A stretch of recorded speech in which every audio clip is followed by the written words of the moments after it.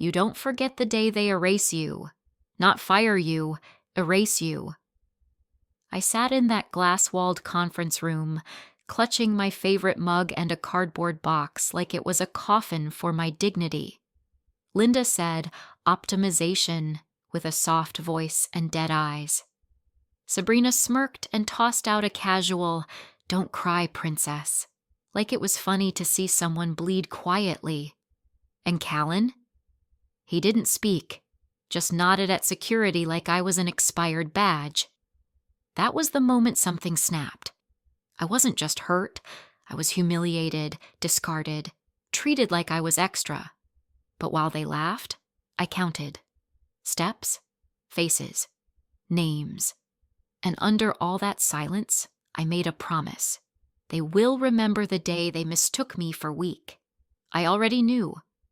The real sting wasn't the layoff, not even the humiliating packaging of it, restructuring, realignment, streamlining our optimization.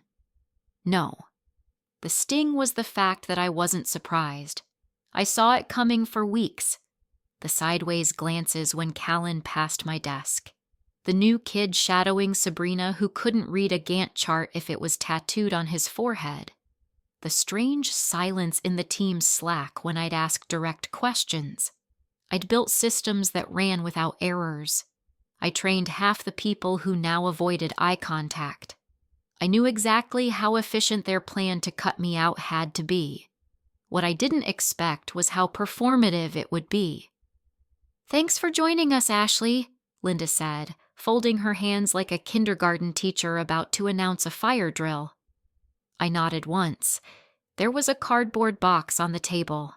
They don't even try to hide it anymore. "I think you know why we're here," said Callan Reeves, CFO, leaning back with that self-satisfied smirk he reserved for budget meetings and junior analysts. His gray suit looked expensive, but it never quite fit, like he was a kid playing grown-up. He gestured toward the papers.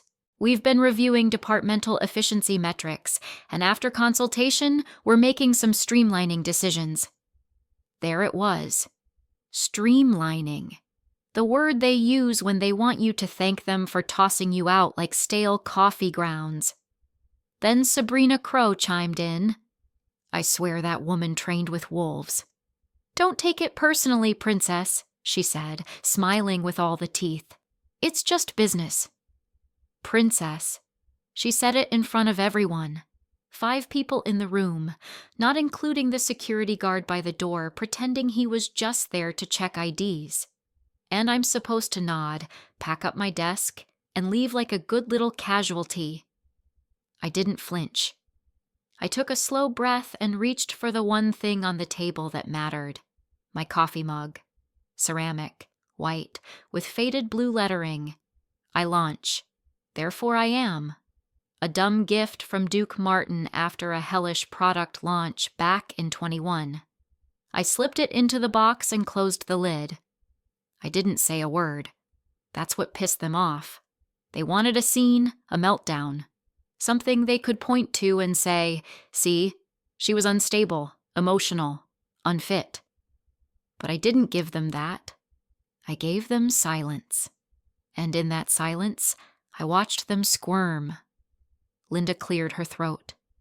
Callan shifted in his chair. Sabrina looked at her nails. The security guard looked at me, then away. They'd underestimated the damage they'd done, because my silence wasn't compliance, it wasn't submission, it was calculation. I was counting steps, measuring the radius of humiliation, timing the exact second when the story would shift from "they let her go" to "they made the worst mistake of the quarter." And it would shift, because they didn't just cut an employee. They cut the woman who knew how every gear in this place turned, who had the vendor contacts on speed dial, who had pulled their asses out of shipping disasters and supplier shortfalls more times than they could count.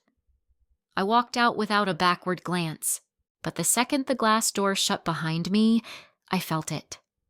The roar of silence. No one in the open office said anything. Some didn't even look up. Others pretended to, just as quickly returning to their screens. The place was quiet. Too quiet. Not like usual. There was a tension in the air, brittle and sharp. I walked past Jamal Ortiz, one of the floor techs I'd personally trained during the brutal overtime month last spring. He looked at me, his eyes wide, and gave the faintest shake of his head like he didn't believe what he was seeing. I gave him a nod. The kind that says, "Don't worry, this isn't over." Downstairs, I stood outside the building for a few minutes, letting the wind slice across my face. Cold. Honest. Better than the plastic warmth upstairs. My phone buzzed. A text from Nora Patel, Director of Quality over at Northline, one of our biggest buyers. She hadn't heard yet. I didn't respond. Not yet. Instead, I sat in my car with the box on the passenger seat, the mug shifting slightly with each bump as I drove home. I didn't cry. I didn't scream. I opened the window and let the city noise wash over me. And I remembered the last words Sabrina threw at me before I left. "Don't cry, princess." That would be her mistake. Thinking that silence was surrender. Thinking the quiet ones break first. But I wasn't breaking. I was waiting. Because you only get one chance to make your silence mean something. And mine? Mine was going to echo. You don't expect the world to stop when you leave a building. You half expect your phone to keep buzzing with updates, maybe someone running down the stairs after you saying it was a mistake. But that didn't happen. What happened was worse. It was quiet. Too quiet. An hour after I walked out of North Axis, after I shut my car door and drove away with that cardboard box sitting shotgun like a corpse, something broke. And not quietly. I didn't hear it firsthand. I felt it through the city, in the silence of chats that usually pinged nonstop, in the calls that didn't come, and then, one by one, the texts started. "Where's the batch for Loop 7? We've got lines down. Who signed off on this transfer? Anyone heard from Sabrina? She's not answering." It wasn't just static. It was absence. Like someone cut a vein and expected the body to keep moving. Jamal was the first one to break the silence. Just a single message. "Jamal Ortiz. How you holding up?" I stared at the screen for a while before I answered. I didn't say much. Just, "Ashley Hayes," watching the smoke from the other side.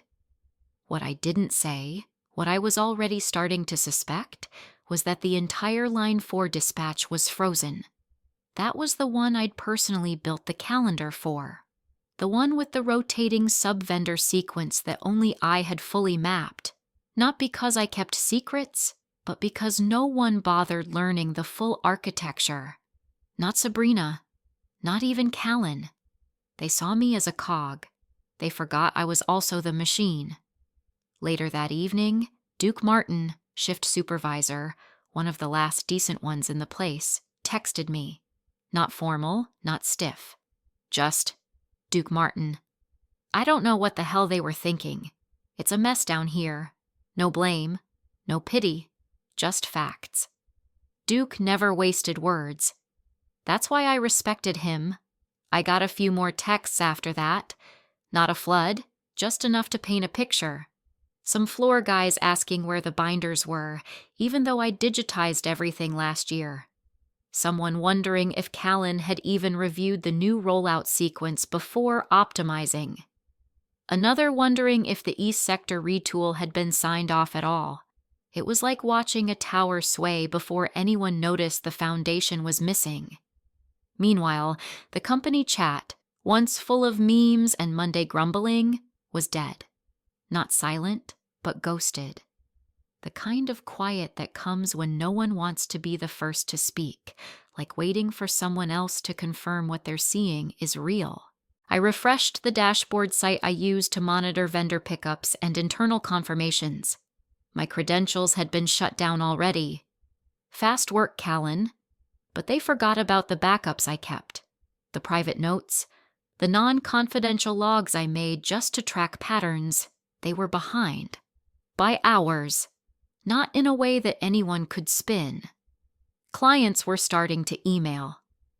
Can we get an update on the payload delivery? Our internal tracker shows no movement. Ashley said we'd be green by Thursday. Is that still true? That one stung a little. Not because they were asking, but because they were still using my name. I scrolled until I hit a message that made my stomach drop. Not because it was cruel, but because it confirmed something bigger. Sabrina says it's just a hiccup, but we're in red across 3 channels. 3? That's not a hiccup. That's a seizure. I sipped coffee at my kitchen table, the box from work still unopened beside me. The same mug from earlier, now filled with black roast and spite. The sun outside was long gone, the blinds casting hard shadows across the walls. The house was quiet, but my mind wasn't. It didn't feel like victory. Not yet. It felt like traction. I opened the box finally. Mug, USB stick, a few personal notebooks, and at the very bottom, folded in half, was a napkin from last year's team offsite. Sabrina's chicken scratch handwriting over coffee stains. Hayes always saves our asses. I stared at it for a long minute, then laughed. The sound startled even me. Not bitter, not broken, just honest. I thought about texting Nora Patel over at Northline. She wasn't just a director. She was the one who'd pulled me aside at last year's supplier conference and said, "You know the only reason we renew contracts is because you pick up the phone." I didn't text her. Not yet. Instead, I logged into LinkedIn, updated my headline, wrote something clean, honest. Cut as extra. Fine. I'm free. If you need someone who can launch and rescue deadlines, here's my number. I stared at the post for 10 minutes before hitting publish. Then I turned off notifications. Outside, the city was winding down. But I wasn't. Inside the plant, I imagined the lights still flickering over halted lines. Sabrina yelling at someone to pull the slack. Callan scrambling to polish a status report for the board. Linda sending canned reassurances to HR. And I wondered if they'd finally figured out what the real cost of optimization looked like. The silence after the slam isn't peace. It's prelude. Because while they were plugging holes with buzzwords, I was already drafting blueprints. And this time, I wouldn't be building for them. I'd be building against them. Freedom doesn't hit you all at once. It creeps in around the edges. At first, it's just the quiet, the kind that isn't suffocating for once. Then it's the absence of panic when you wake up.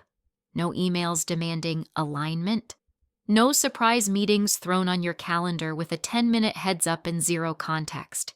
It's just you, the morning, and a blank page waiting to be rewritten. The morning after my post went live, I expected silence. Maybe a polite thumbs up from 1 or 2 burned-out engineers I used to trade spreadsheets with. But that wasn't what happened. By 8:14 a.m., my phone buzzed. "Hey, Ashley, saw your post. I remember how you saved our production run in Q2. Any chance you'd audit a few of our vendors?" It was from Tanya, a logistics manager at Henson Biotech. Small outfit, fast-moving, and always one busted shipment away from a PR disaster. I'd helped her reroute a 12-ton material delay once, overnight. She hadn't forgotten.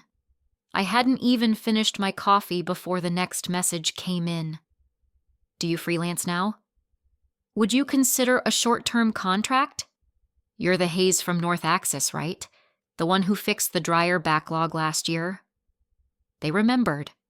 Not the job title, not the bullet points on some org chart. They remembered what I did. By lunch, the post had been shared over 100 times. Not viral, not influencer-level nonsense. just enough to ripple through the inboxes of every project manager, supply chain lead, and operations director who had ever needed something done at 11:59 with a 12:01 deadline. My phone rang around 1:30 p.m. I didn't recognize the number. "Ms. Hayes?" a voice said, clipped, professional. "This is Devin Miles, procurement coordinator at Ellis & Kin. We're 3 days from breaching a client contract because of a packaging issue in Ohio. Is this something you'd handle?" I paused. Not because I didn't know the answer, but because I wanted to hear it land. "Yes," I said. "That's exactly what I handle." I hung up and stared at the ceiling. Something strange stirred in my chest. Not pride, not relief. Something sharper. Something alive. Oh, I thought. So this is what being unowned feels like. Later that night, I sat at my dining table with a legal pad and 3 highlighters. Old school. No Notion boards or Kanban templates. Just me, ink, and intent. I made 2 lists. One was titled, "People Who Underestimated Me." That list filled fast. Sabrina, Linda, Callan. I put a check mark beside each name, not out of spite, out of clarity. The second list was titled, "People Who Trusted the Work." That list mattered more.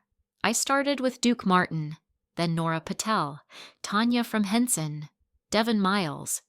I added a few more as messages trickled in. Every name on that list wasn't just a potential client. They were proof. Proof that I had value before the applause. By midnight, I'd registered a domain. Ashley Hayes, Solutions, not .com, not .net, .solutions. It felt right, direct, clean, zero fluff. The next morning, I built a 1-page site. Simple header. "If your supplier's late, your batch is stuck, or your team's out of ideas, call me. I fix the mess." Underneath, just 3 boxes. Before and after, 3 quick snapshots of how I turned red zones green. Credentials, no corporate fluff, just the number of launches, rescues, and recoveries. Contact, a phone number, and a plain message box. No jargon, no buzzwords, just results. I wasn't trying to be impressive. I was trying to be found. Because here's what no one tells you when they kick you out of the building with a box in your hands. If you've done real work, if you've delivered, you're not starting over. You're starting ahead. And I was. By Friday, I had 3 clients waiting for audit quotes. One of them, a high-end textile company out of Raleigh, wanted to fly me in Monday. "I read your LinkedIn post," the CEO told me. "We've been looking for someone who doesn't waste time proving they're important." I chuckled. "I only prove that the work is." He paused. "That's exactly what I need." I booked the flight. That night, Jamal texted me again. Jamal Ortiz. "They had a town hall today. Whole floor watched Callan sweat like a busted AC. Ashley Hayes. What happened?"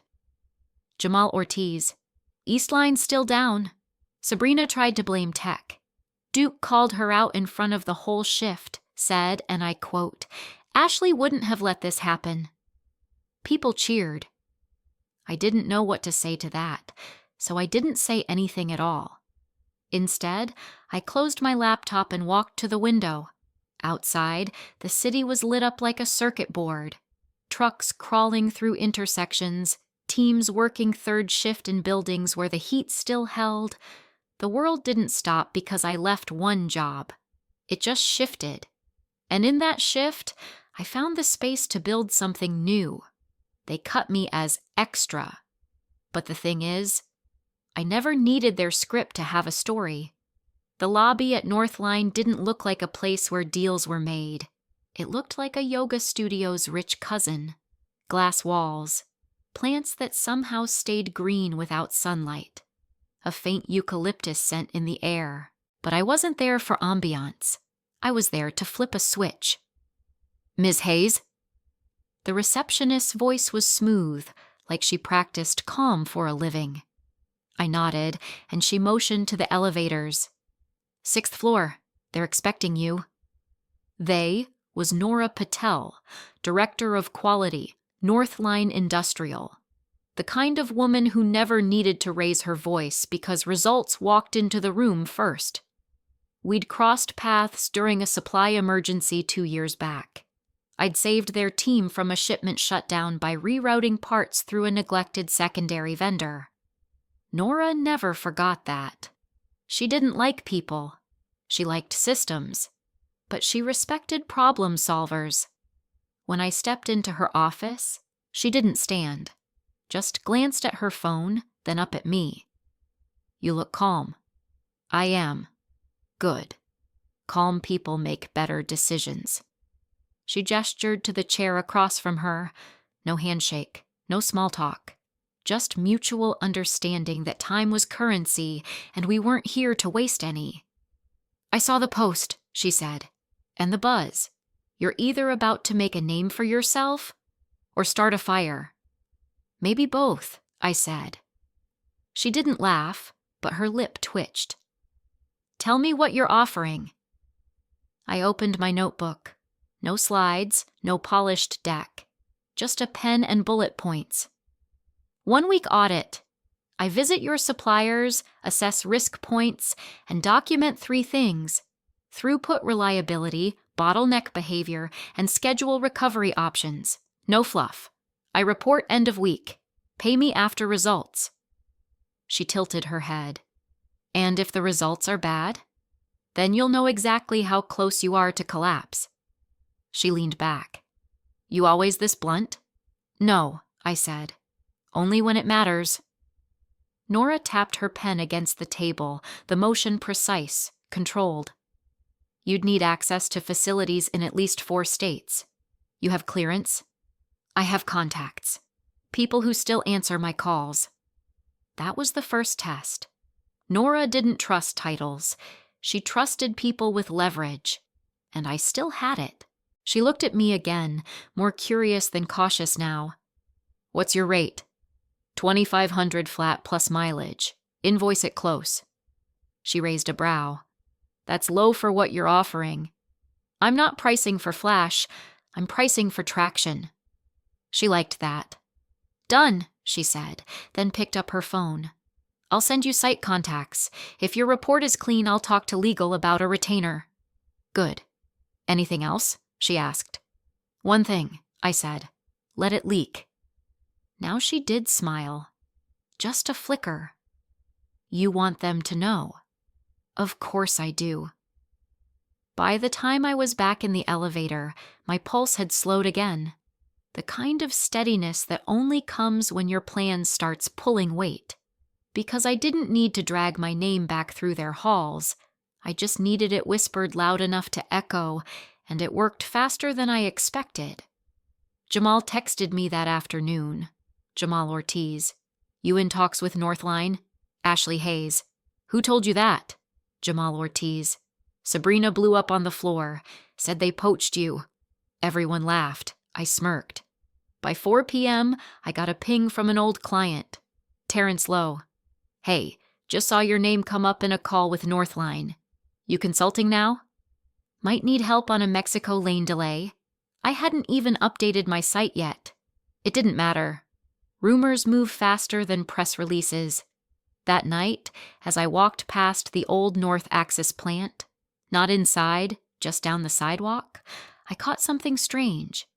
3 workers standing near the gate, talking in low voices. One of them pointed at a phone. Another shook his head and said, "No way, she's already working with Northline." They didn't see me. I didn't stop. But the whisper followed me home. A few hours later, Nora emailed. Subject: FYI. Body: looks like you made Callan sweat. Got 3 inquiries about whether you're officially affiliated. Keep stirring. I poured a glass of wine and sat at the window. It was raining. Slow, steady, like it wasn't in a hurry.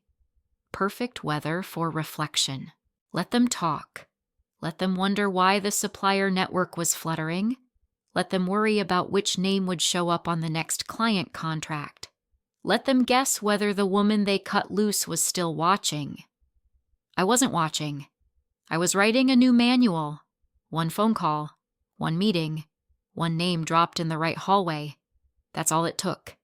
And now they'd feel every step I took like a rumble under their feet. It was 8:03 a.m. when my phone rang. Not buzzed. Rang. Old school, full volume, no warning. I was making coffee and nearly dropped the mug. Callan Reeves. I stared at the screen long enough to watch it flash twice before I picked up. Not because I was curious, but because I already knew what it meant. "Hello?" I said, letting my voice sit still, calm. "Ashley, good morning?" His tone had been scrubbed clean of condescension, replaced with something worse, forced charm. "It is now," I said, and sipped. "Something on your mind?" A long pause, then, "Look, I think we can both agree things have shifted a bit, post-transition. We may have underestimated some of your operational contributions." I bit back a laugh. Operational contributions was the polite way of saying the plant was bleeding schedule gaps and client calls. But I didn't interrupt. I wanted to hear him ask. "So," he said, clearing his throat, "we're open to bringing you back. Short term, of course. A consultant capacity. Let's say, reduced rate, flexible hours. Just help stabilize things while we realign." There it was. Less than 2 weeks after shoving me out with a security escort and a box, he wanted me back, like a temp, like an afterthought. "Callan," I said, letting the silence stretch just enough. "You cut the fat, remember? Don't go digging for my bones in the trash." He laughed, too fast. "That's not what I said. It's what you meant." He fumbled. "Let's not let feelings cloud an opportunity here. The team is under pressure. This could be a win-win." "No," I said, and didn't raise my voice. "A win-win is when you don't humiliate someone before you realize they were holding your floor together." He went quiet. I ended the call with the same grace they never gave me. 2 minutes later, a message from Linda Shaw appeared on Messenger. Linda S. "Don't burn bridges." I stared at the screen, thought about every HR loop-de-loop she'd spun to keep me out of meetings while Callan whispered about realignment. I typed, "Ashley H. You already lit the torch. I just watched it burn." She left me on red. By noon, 2 more messages hit. One from a junior VP I'd never heard speak directly to me in 3 years, asking if I'd consult on a pinch point audit. The other from a scheduler who said, in not so many words, "We're missing you here." The timing wasn't accidental. Rumors were louder now. Northline had formally listed me as lead external auditor in their monthly client digest. That digest went to every supplier, every partner, every exec who ever sat through a call with me at North Axis. I didn't need to scream my comeback.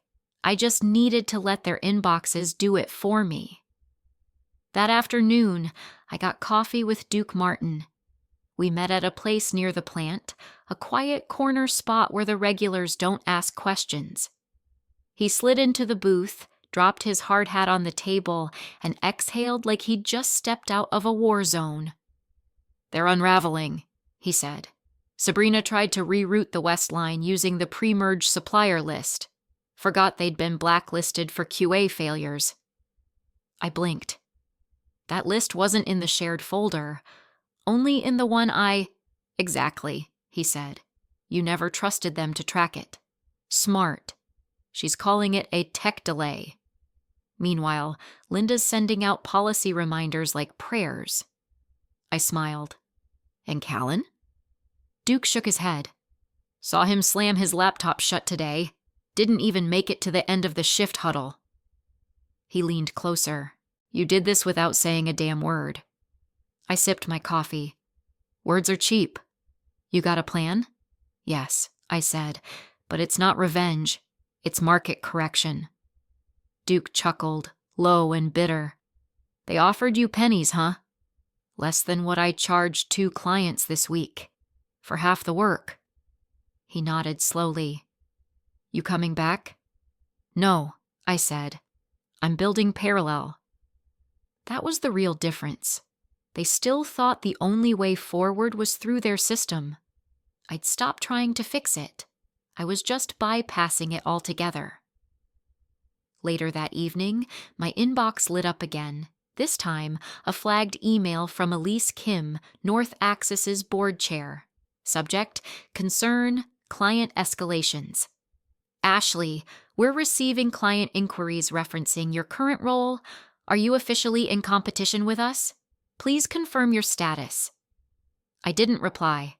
Not that night. Not yet. Instead, I updated my homepage. New banner. Cut as extra. Lost your deadlines. Ashley Hayes. Solutions. We don't rescue projects. We rescue reputations. And just below it, a booking link labeled, Let's Fix What They Broke. By midnight, 2 clients had filled the calendar. By dawn, someone had driven past North Axis with a photo on Instagram, my name on a digital billboard. Not mine, but a rented one. By a client. A joke, they said. It read, Next time, don't fire the fixer. That was never my plan. But I'll admit, it made the coffee taste sweeter the next morning. I didn't need buzzwords. No one drowning in missed deadlines wants to hear about synergies or digital pivot strategies. They want their shipment on time. They want the call returned. They want the panic in their chest to settle when the client asks, Where's the batch? So I built my plan without the word tech, without slick acronyms, just moves that made sense fast. The first was a flyer. Yeah, a flyer. Not some glossy marketing mailer with fake smiles and gradient logos. Just a bold headline on matte paper. If your supplier is stalling, I'll get your batch to the finish line, fast. Bullet points underneath. 3-day audits. On-site interventions. No fluff, just outcomes. The kind of paper people pin to their corkboards. Jamal helped me distribute them. I didn't ask, he just offered. Quietly handed them to folks on the floor, slipped a few into truck cabs heading out on delivery runs. The second move was even simpler. I built a 1-page site, fast-loading, mobile-friendly, a single line at the top. Ashley Hayes Solutions, no drama, just delivery. Under that, case snapshots. Before, supplier ghosted client mid-quarter. 72-hour delay with no route recovery.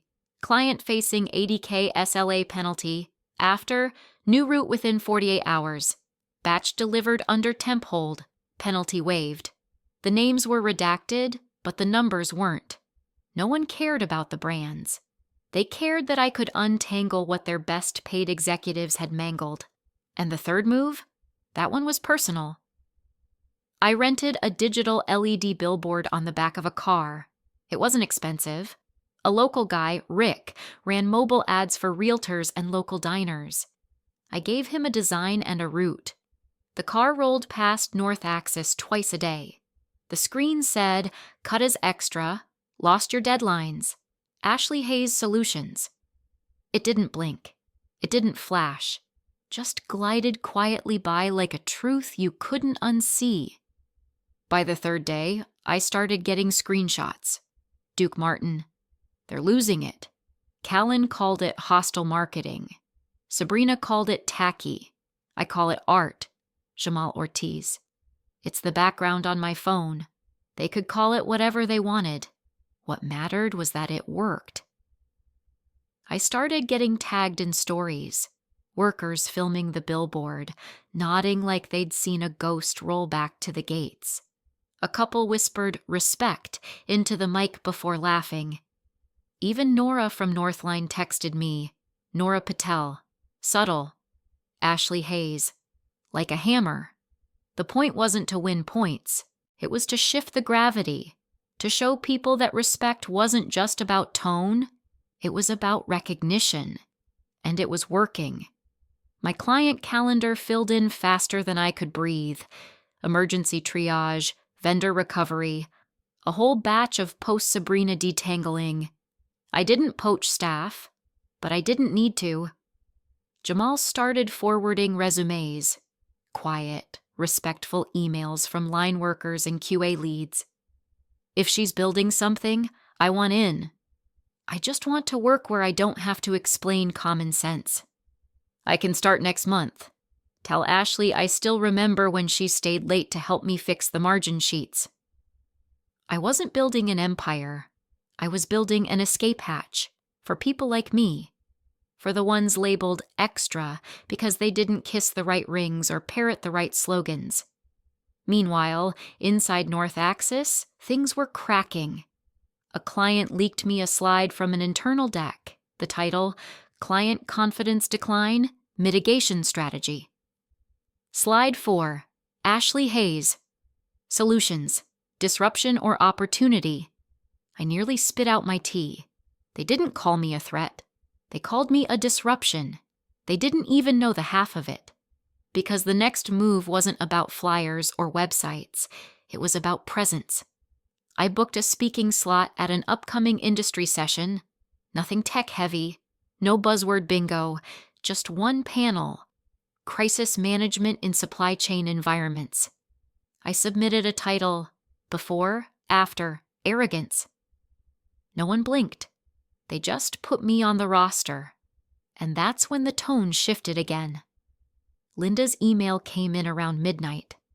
Subject, Professional Courtesy Ashley.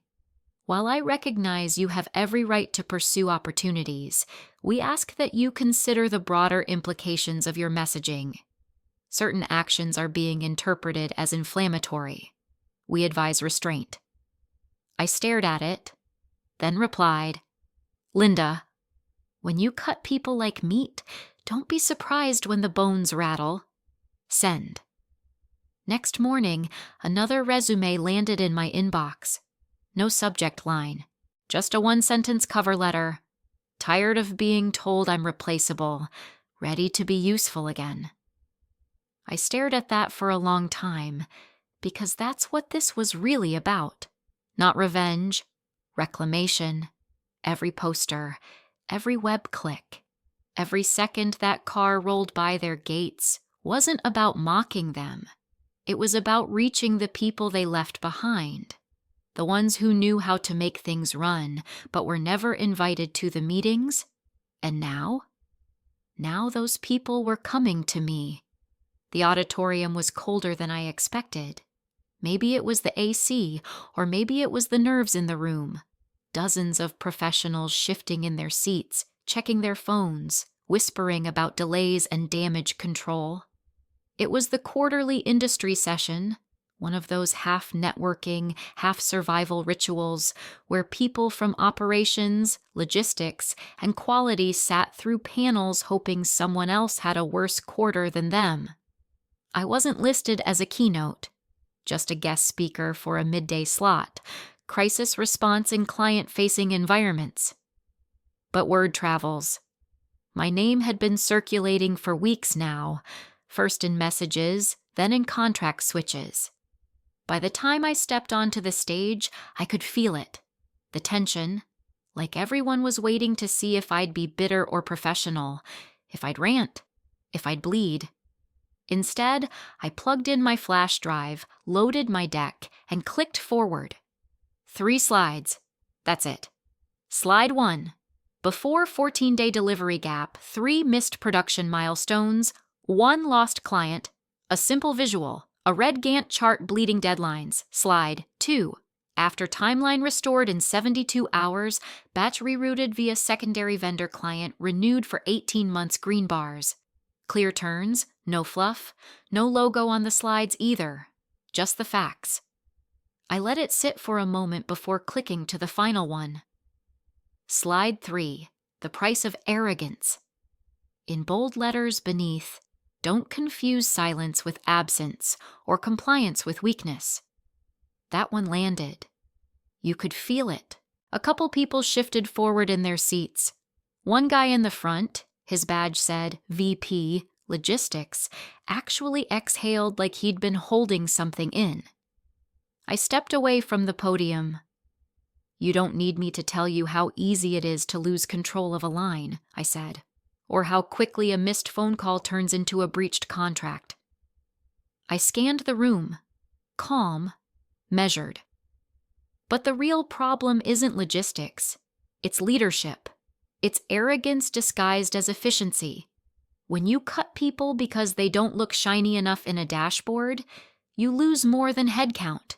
You lose history, intuition, the person who knew how to decode the supplier's tone from a single email. I paused. And then you wonder why your floor's on fire. There were a few quiet chuckles. I clicked the remote again. A short video played on the screen. 3 former floor workers from North Axis. None said where they worked. They didn't have to.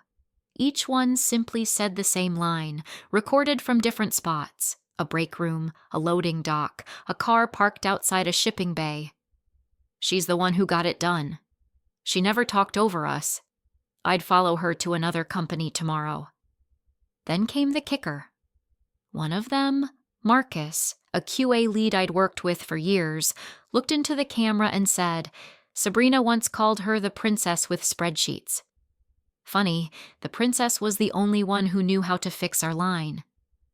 The crowd went dead quiet. That quote wasn't a secret. It wasn't stolen. It was repeated, recorded, and offered freely. Everyone at North Axis had heard it. Now the whole city had. I stepped forward again. You don't need to be liked. You don't need to be loud. But if you want to be respected, you have to be useful. I let the words sit there, then clicked the final screen. My name, email, and booking link. No slogan. Just Ashley Hayes, Project Recovery and Operations Integrity. Let's fix what someone else broke. A moderator walked up with the mic, his expression unreadable.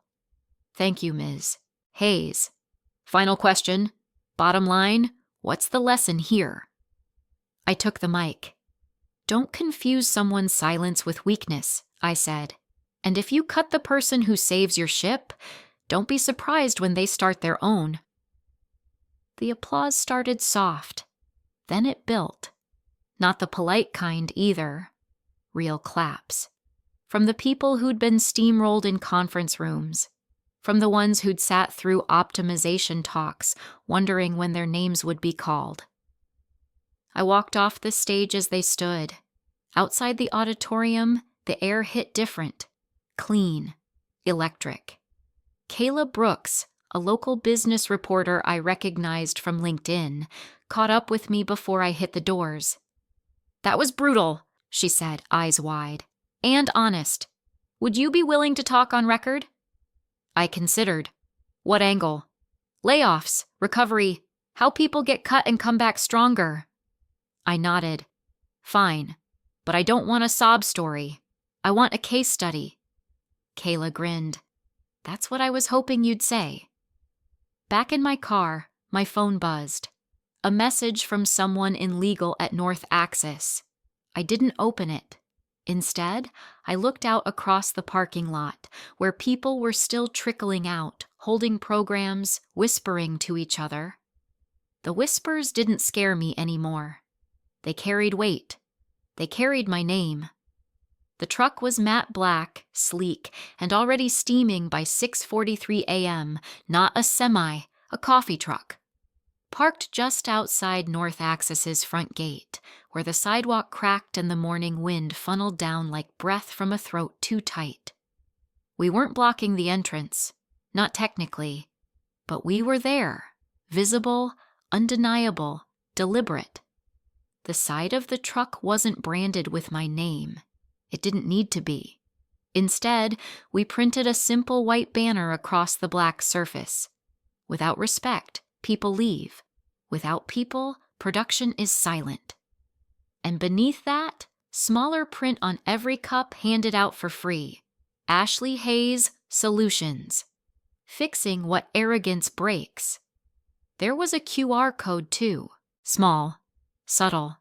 If scanned, it brought you to a clean booking form. No sales pitch.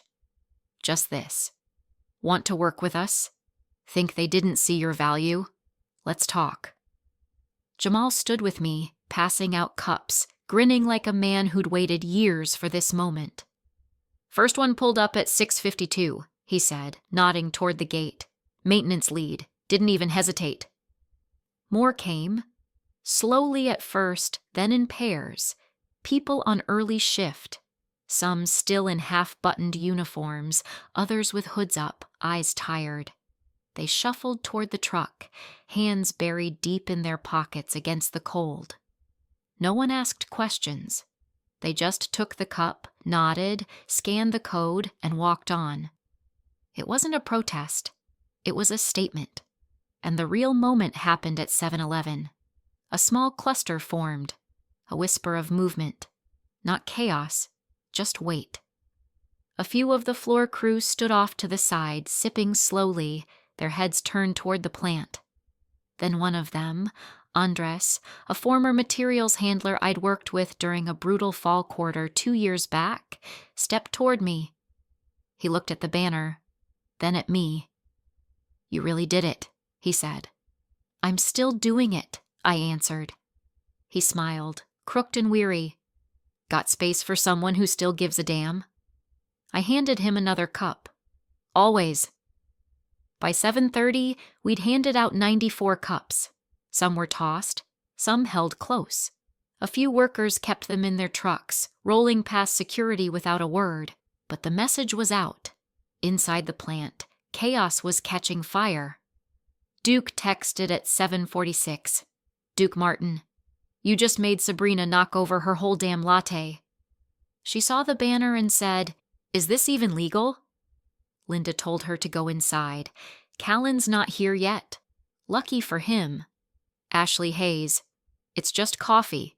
Duke Martin, you handed them back their dignity in a cup. That's not just anything. And then a different kind of ping. Email, not message. Subject line, application for audit assistant. Former North Axis attached, resume. Good one too, from a shift manager who'd been quietly edged out during streamlining. That made 12 this week. Kayla Brooks showed up not long after. She didn't announce herself, just appeared near the edge of the truck, recording on her phone with a small gimbal and a wind muff. I'm not broadcasting live, she said, just capturing the mood. You'll find it's warmer here than in there, I said, nodding toward the glass facade of North Axis. I'm hearing rumblings, she said. Whispers about staff quietly jumping ship, about certain clients asking questions Callan can't answer. I didn't confirm. I didn't need to. She panned across the truck, the cups, the people. Then she caught the line of text on the side again and asked, Did you write that? I lived it, I said. At 8:12, a supervisor I didn't recognize, probably hired after I was cut, stood just inside the gate, arms folded, watching us. He didn't speak, didn't wave, just watched. Then turned and walked inside. I leaned against the edge of the truck and felt something settle in my ribs. Not pride, not smugness. Satisfaction. Because what we were doing wasn't sabotage. It was salvation. For the people who'd been treated like cogs, who'd been told they were non-essential until the lights flickered and no one knew how to restart the line. For every worker who'd seen their ideas stolen, their hours cut, and still showed up the next day. The coffee wasn't the point. The cup was just the medium. The message was, we see you. At 8:31, my phone buzzed again. Unknown number. I let it go to voicemail. Then came the text. Unknown. We need to talk. The board is asking questions. It's Elise. Call me when you're free. I took a deep breath and stared out across the quiet wave of people leaving the truck with warm hands and maybe, just maybe, a spark of hope. They'd have their answer soon enough, because the gate was still open. But now the flow of loyalty was running the other way. When Elise Kim calls, you answer, not because she's loud, she isn't, Not because she's aggressive. She doesn't have to be. You answer because she's the one who signs off when someone like Callan thinks they've won. I picked up on the third ring. Elise, I said. Ms. Hayes, she said, crisp as dry leaves. Thank you for making time. I sat down, steadying my voice. I assume this isn't a courtesy call. It isn't. Of course not. Not after the headlines. Not after Kayla's article ran with the title, Coffee and Consequence, the Supply Chain Whisperer Who Made North Axis Bleed. Not after 3 major clients had already begun talks with my firm, quietly, politely, but with the unmistakable subtext. We prefer Ashley's way. She got right to it. The board has reviewed the escalation reports. Client trust metrics are down 28%. Vendor turnaround has fallen by 31%. Internal morale, well, I assume you've seen the videos. I had. One of them featured a group of floor workers sipping branded coffee and reading my flyer aloud like poetry. Another showed Sabrina storming past the coffee truck shouting, "This is absurd!" As someone off-screen muttered, "You're right, it's working." Elise cleared her throat. "We're seeking a fast resolution." "Let me guess," I said, already smiling. "Callan and Linda can't walk this back, and now you want a fixer." "A fixer with leverage," she said, no denial in her tone. "And a reputation for not letting egos get in the way of outcomes." I let the silence hang. She waited. Then I spoke. "You want a fix?" I said. "Here are the terms." I could hear her chair creak as she leaned in. 1. A public apology. Not to me. To the staff you humiliated. For the language, the process, and the treatment. I want the company to acknowledge that the layoff wasn't optimization. It was arrogance. Noted, she said. 2. Immediate termination of Callan Reeves and Linda Shaw, with statements citing leadership failure and breach of cultural standards. She paused. "Elise," I said, calm and even, "you don't put out a fire by moving the match to a new desk." "Understood." 3. A contract with my company, at my rates. No dilution, no joint branding. I come in with my team, run operations triage, stabilize your lines, and reestablish client confidence. And 4? 4, I said. I choose who returns. From the laid-off staff. I bring back the ones who deserve a raise and pay them accordingly. You cover their bonuses. Anything else? She asked. Yeah, I said. You read the apology on camera. Not an HR bot. Not a typed memo. You, as chair. Her voice didn't waver. Deal. I blinked. I didn't expect her to fold that cleanly, but Elise had seen the balance sheet. She knew it was cheaper to buy back respect than bleed another quarter into the red. We'll coordinate the terms, she said. Expect a call from our external PR team. I'll write the first draft myself. I figured you would. We hung up. I stared at the wall for a long moment, the outline of every step I'd taken tracing itself backward, Sabrina's laugh, Linda's smile, the silence in the hallway as I walked out with that box in my hands. That had been the turning point, and now I was rewriting the terms of my exit, permanently. By nightfall, the media request came in. Elise had confirmed the press conference. She'd invited staff, invited clients, invited me. I said yes, because there are moments when you don't gloat, but you stand. Moments when the people who'd whispered behind your back now watch your shadow grow past theirs. That night, Jamal stopped by. You did it, he said, eyes wide. No, I told him. We did. I handed him a folder, my first official hire letter for him. Full benefits, leadership track, title, Field Operations Lead. His hands shook. He didn't speak for a while. Outside, my phone buzzed. Another message. From a senior scheduler I hadn't spoken to in months. Celia Vance. Heard the boards reading the apology. They really caved, huh? I replied, Ashley Hayes. They didn't cave. They corrected. Because that's what this was about. Correction, not revenge, restoration. And when the apology came, it would be public. Because respect shouldn't whisper.